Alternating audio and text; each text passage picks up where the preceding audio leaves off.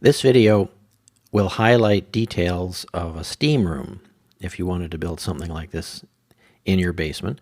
It's really very similar to building a shower stall as well. The steam room has a lot of steam and moisture in it, but the temperatures aren't all that high. They're certainly not as high as a sauna, so you can use the kinds of materials that you see here. These materials would definitely not be suitable for a sauna. So you don't want to change your mind partway through and turn something like this into a sauna. Now, the products that are shown here are made by Schluter. By now you might be thinking that this whole course is a Schluter commercial. It's not. I don't have to recommend these people. But they just make terrific stuff. And it's unique stuff, too.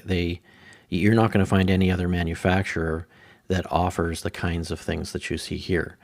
And one of the most surprising things is this Kerdi board foam.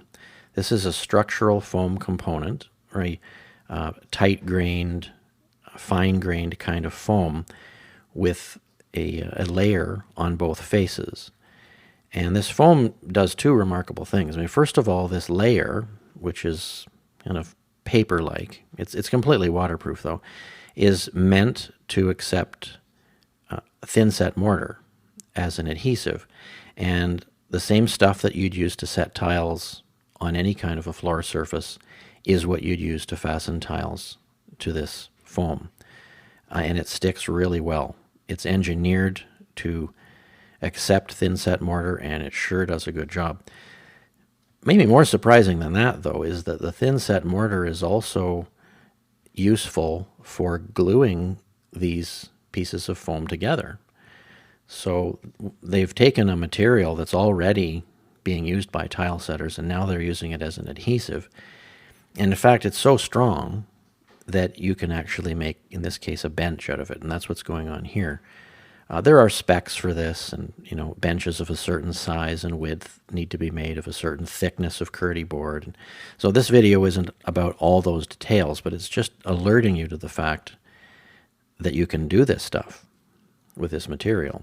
So it's completely inorganic, it's completely waterproof, and it glues together with thin-set mortar. So that's what's going on with the bench. Something similar is going on here with this curb. Schluter also sells a foam curb, so it's ready to go. It's the right shape to act as a curb for a shower stall or for a steam room like this, and it's all ready to accept tiles straight away. Now, another component to the system here is called Kerdi cloth, and this is kind of a non-woven synthetic fabric that repels water like crazy. I mean, I'm not really sure how it works, but I've taken material like this, Kerdi cloth, and I've formed it into a funnel with nothing sealing. So imagine a circle. You take a circle of the material and you cut from the outside to the inside, and you kind of fold it over itself to make a cone. And with nothing on the joints at all to waterproof them, it holds water. You can just put water in this cone, and there's kind of, electrostatic repulsion or something like that, and the water just never gets through these joints. So it's a highly waterproof material, and it also glues down with thin-set mortar. So that's what you've got going on here as added protection over the bench.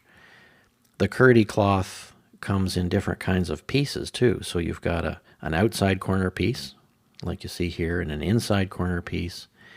And there's narrower strips for doing small joints and things like that. So it just works tremendously well. Another thing that Schluter offers is the hardware strips, like you see here, and further up.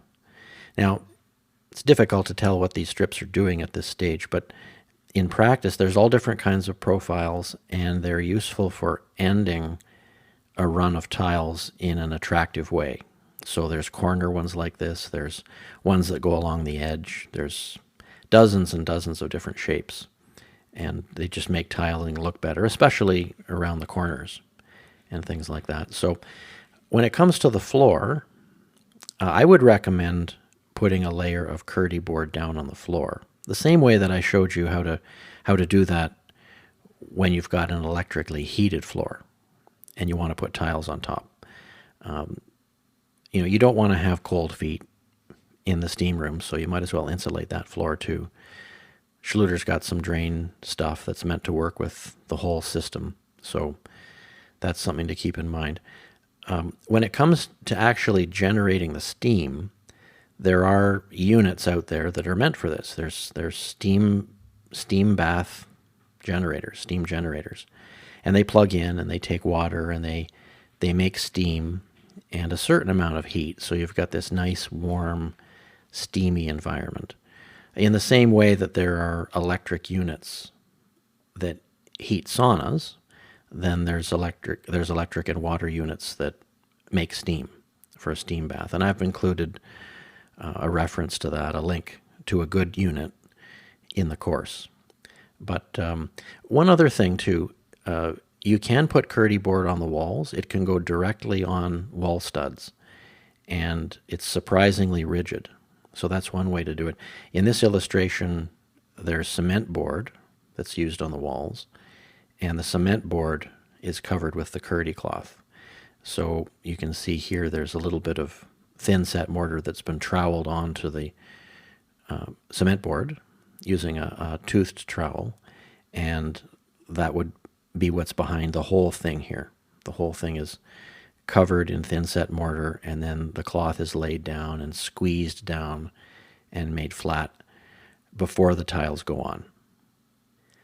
One nice thing about a steam bath in your basement is that you can also configure it to be the shower in your basement.